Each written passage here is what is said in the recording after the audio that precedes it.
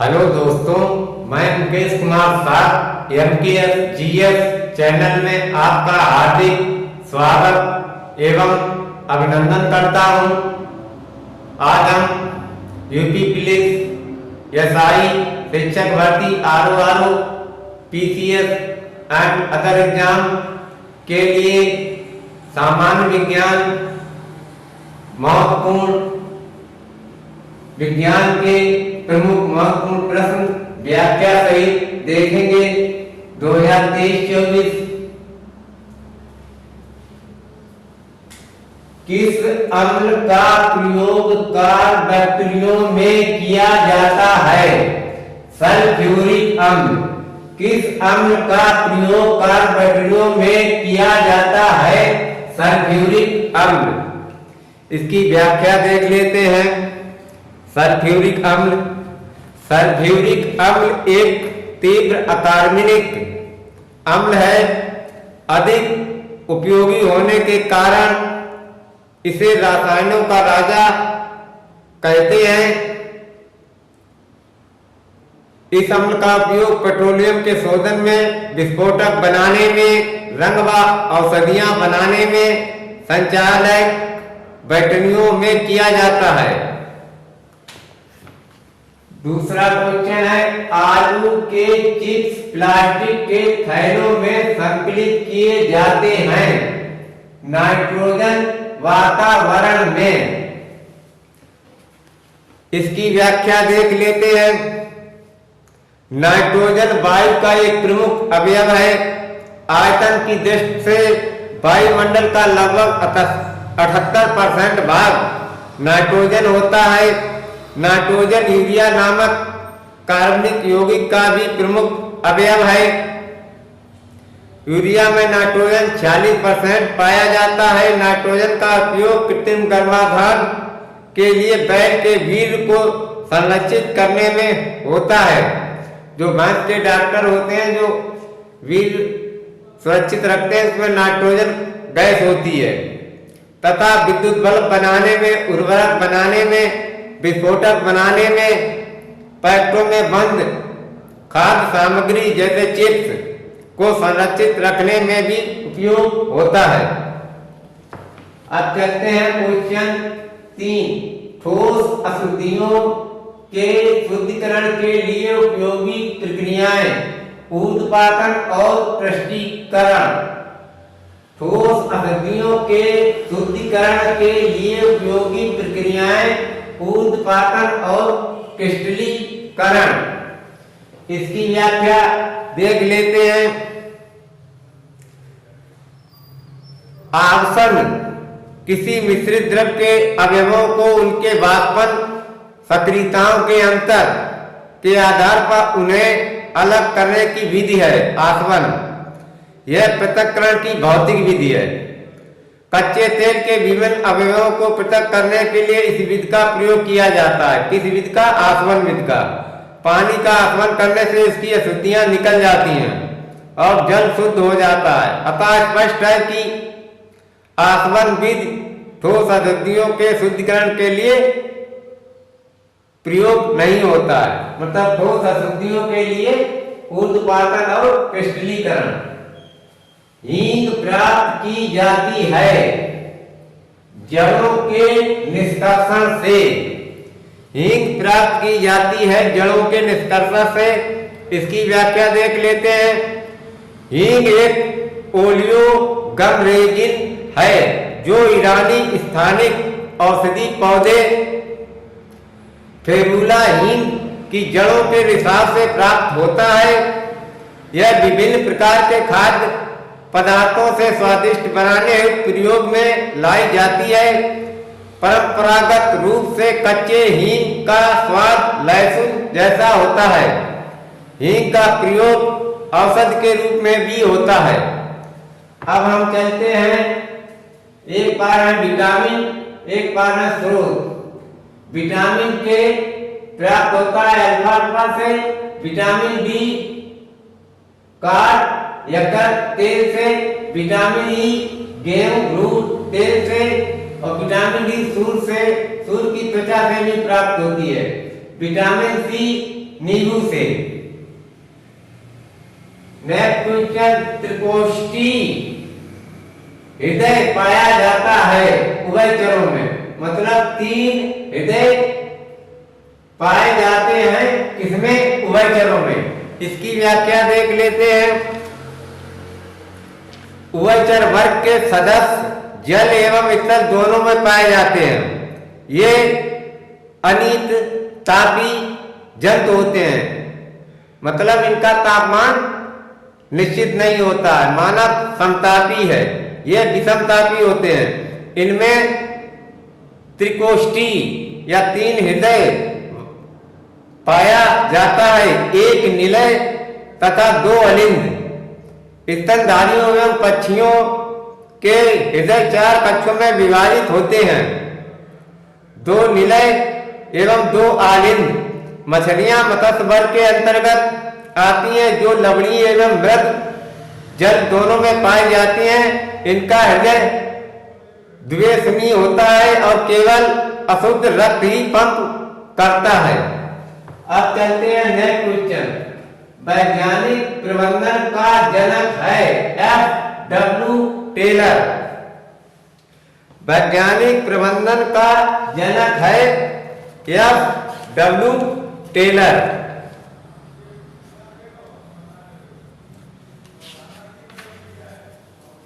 ध्वनि की प्रबलता मापी जाती है किससे?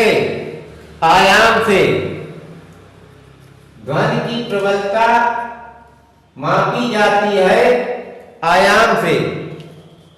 वैज्ञानिक प्रबंधन का जनक है F.W. टेलर। इसकी व्याख्या देख लेते हैं। फ्रेडरिक विस्नो टेलर को वैज्ञानिक प्रबंधन का जनक कहा जाता है। वैज्ञानिक प्रबंधन का अर्थ है कि विशिष्ट ज्ञान से किसी कार्य को सुव्यवस्थित ढंग से चलाना। 19वीं सदी के उत्तरार्ध तथा 20वीं शताब्दी के शुरुआती वर्षों में वैज्ञानिक प्रबंध आंदोलन की शुरुआत F.W. टेलर ने की। वैज्ञानिक प्रबंधन को परिभाषित करते हुए उन्होंने कहा, यह जानने की कला है कि आप व्यक्तियों से क्या करवाना चाहते हो तथा यह देखना कि वे किस प्रकार सबसे उचित व सस्ते ढंग से कार्य करते हैं। टेलर की पुस्तक का नाम the principle of scientific management है। टेलर की पुस्तक का क्या नाम है? The principle of scientific management. ये पूछी जा सकती है। ध्वनि की प्रबलता मापी जाती है किसमें? आयाम में। इसकी व्याख्या देख लेते हैं। ध्वनि की प्रबलता आयाम से मापी जाती है। तीव्रता इंटेंसिटी या लाउडनेस ध्वनि का वह लक्षण है जिससे ध्वनि धीमी, मंद अथवा तीव्र या प्रबल सुनाई देती है। नेक्स्ट क्वेश्चन, दूर दृष्टि दोष में प्रतिबिंब बनता है कहां पर? रेटिना के पीछे। दूर दृष्टि दोष में प्रतिबिंब बनता है रेटिना के पीछे। दूर दृष्टि दोष हाइपर मेट्रोपिया में व्यक्ति दूर की चीजों को आसानी से और साफ देख सकते हैं, जबकि इसमें पास की चीजें धुंधली या ब्लर दिखाई देती हैं। इस प्रकार के दृष्टि दोष में निकट की वस्तु की प्रतिबिंब रेटिना के पीछे बनता है। इस दृष्टि दोष को दूर करने के लिए उचित शक्ति या फोकस दूरी के उत्तल या अवसारी लेंस का प्रयोग किया जाता है। नेक्स्ट क्वेश्चन, नाभिकीय ऊर्जा का उपयोग प्रायः कारक है ऊष्मीय प्रदूषण।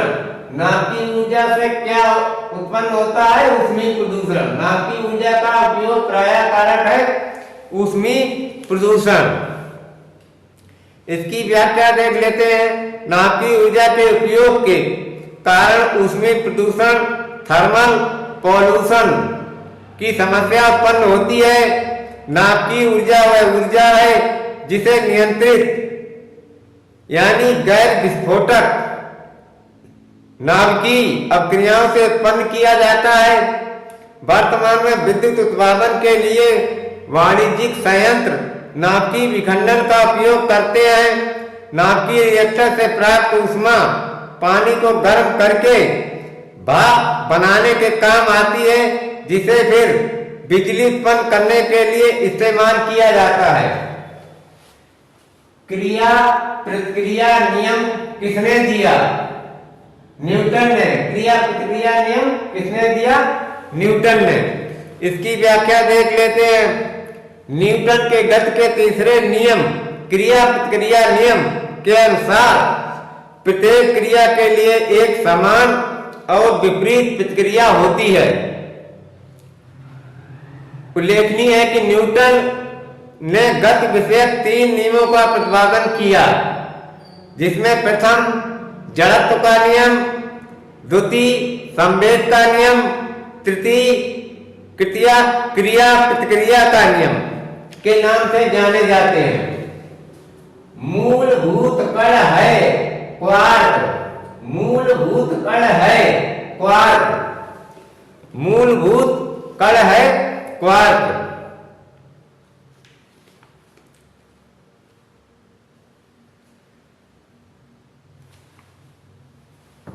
मूलभूत कण है क्वार्क।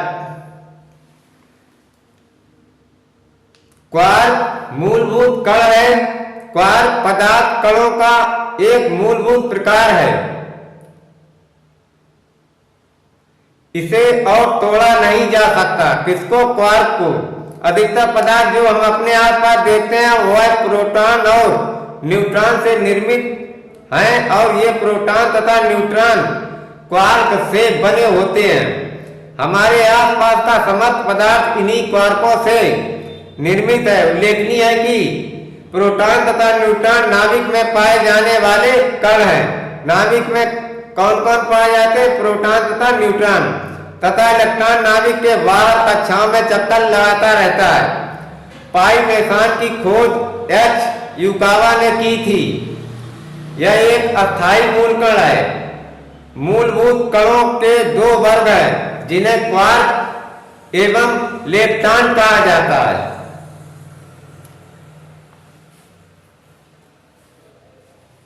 अब जो है एक क्वेश्चन और देख लेते हैं। किसके लिए माध्यम आवश्यक नहीं है?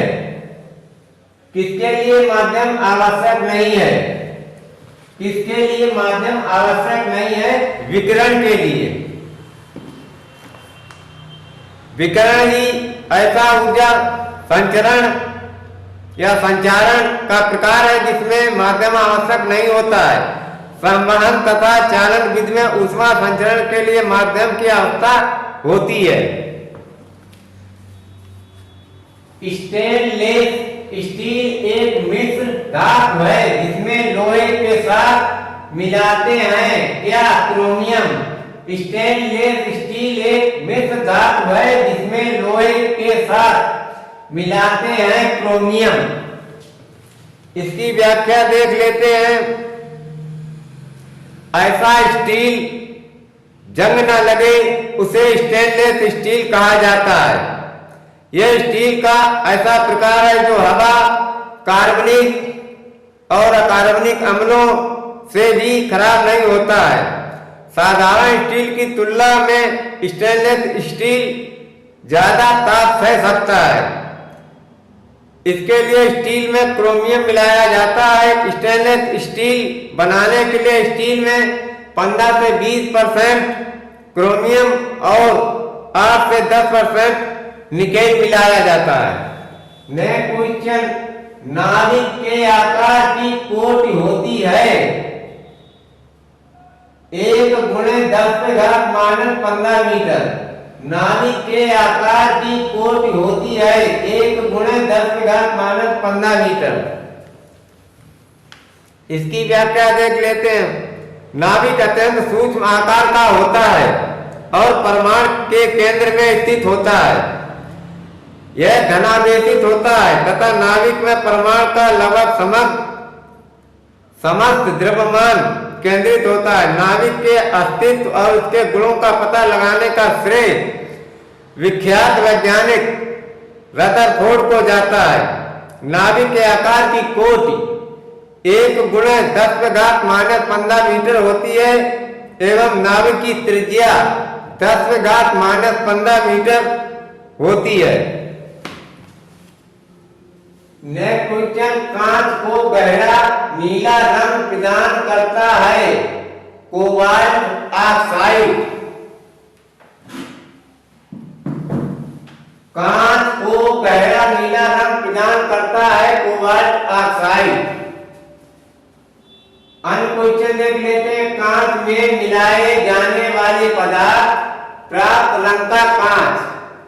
फेरिक ऑक्साइड भूरा, फेरिक ऑक्साइड भूरा, क्रोमिक ऑक्साइड हरा, क्रोमिक ऑक्साइड हरा, क्यूप्रिक ऑक्साइड कैल्शियम सल्फाइड चटक लाल, क्यूप्रिक ऑक्साइड कैल्शियम सल्फाइड चटक लाल।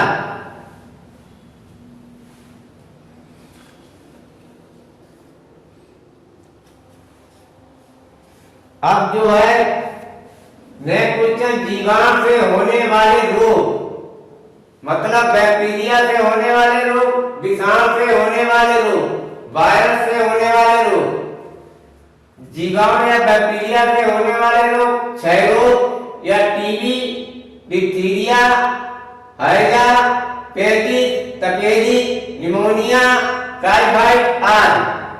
विषाणु से होने वाले रोग पोलियो, जुकाम, खसरा, इन्फ्लुएंजा, रेबीज आदि। इसकी भी थोड़ी व्याख्या देख लेते हैं। क्षय रोग विषाणु जनित रोग नहीं है। क्षय रोग या तपेदिक, जिसे आम भाषा में टीबी के रोग के नाम से जाना जाता है। मतलब टीबी, क्षय रोग, तपेदिक एक ही चीज है। इस रोग के उत्पन्न होने का सबसे बड़ा कारण माइकोबैक्टीरियम ट्यूबरकुलोसिस नामक जीवाणु है। नेक्स्ट क्वेश्चन, सूर्य के प्रकाश में त्वचा में बनता है विटामिन डी। सूर्य के प्रकाश में त्वचा में बनता है विटामिन डी। सूर्य के प्रकाश में बनता है विटामिन डी। विटामिन डी ऐसा विटामिन है जो सूर्य के प्रकाश की उपस्थिति में त्वचा में बनता है। विटामिन ए पत्तेदार सब्जियों, गाजर, मछली इत्यादि के द्वारा शरीर से प्राप्त होती है। वहीं विटामिन ई की प्राप्ति के स्रोत मेवे, फल व सब्जियां, विभिन्न प्रकार के बीज तथा उनसे प्राप्त तेल है। विटामिन के पत्तेदार सब्जियों और अंडे इत्यादि से प्राप्त होती है। अब हम अपने नेक्स्ट क्वेश्चन पर चलते हैं। विद्युत चुंबकीय प्रेरण पर आधारित युक्ति है डायनेमो। विद्युत चुंबकीय प्रेरण पर आधारित युक्ति है डायनेमो। विद्युत चुंबकीय प्रेरण पर आधारित युक्ति है डायनेमो। डायनेमो यांत्रिक ऊर्जा को विद्युत ऊर्जा में, जबकि विद्युत मोटर विद्युत ऊर्जा को यांत्रिक ऊर्जा में रूपांतरित या बदलता है। डायनेमो चुंबकीय प्रेरण पर आधारित युक्तियां हैं। किसी चालक को किसी परिवर्तित चुंबकीय क्षेत्र में रखने पर उस चालक के सिरों के बीच विद्युत वाहक बल उत्पन्न होने को विद्युत चुंबकीय प्रेरण कहा जाता है। नेक्स्ट क्वेश्चन, ताप के किस पैमाने में ऋणात्मक मान नहीं होता? केल्विन के। ताप के किस पैमाने में ऋणात्मक मान नहीं होता है? केल्विन या के। इसकी देख लेते हैं व्याख्या। केल्विन पैमाने में हिमांक को 273 के तथा भाप बिंदु को 373 के अंकित किया जाता है और इनके बीच के अंतर को, दूरी को 100 बराबर भागों में बांट दिया जाता है। प्रत्येक भाग को 1 केल्विन कहा जाता है। इस प्रकार केल्विन पैमाने में ऋणात्मक मान नहीं होता है। 0 के का अर्थ होता है 273 डिग्री सेंटीग्रेड। एक क्वेश्चन है, दो समान द्रव्यमान की वस्तुओं की गतिज ऊर्जाओं का अनुपात 4:9 है, तो उनके वेगों का अनुपात होगा 2:3। इसकी व्याख्या देख लेते हैं। समान द्रव्यमान कैसे है? समान यम, क्रमशः वेग v1 और v2। सूत्र है गतिज ऊर्जा का, गतिज ऊर्जा K बराबर 1/2 m इंटू v स्क्वायर। प्रश्नानुसार इस प्रकार लगाते हैं, K1/K2 बराबर 1/2 m इंटू v1 स्क्वायर बटे 1/2 m into v2 square is equal to 4/9 बराबर 1/2 m 1/2 m, ये कट जाएंगे तो ये v1 स्क्वायर और v2 स्क्वायर, अब v1 स्क्वायर v2 स्क्वायर, अब k1 अब k2 गतिज ऊर्जा का अनुपात क्या दिया? 4/9। तो v1/v2 ये वर्ग से इधर जाएगा, वर्गमूल हो जाएगा √4/9। तो इसका वर्गमूल 2 × 2, एक ये जोड़ा, √3 × 3 एक ये जोड़ा, बाहर आ गया 2/3, 2:3 होगा। कृपया मेरी जानकारी इस वीडियो में अच्छी लगी हो तो मेरा channel like, subscribe, comment, share और बेल आइकन या घंटी जरूर दबाएं। थैंक यू, धन्यवाद।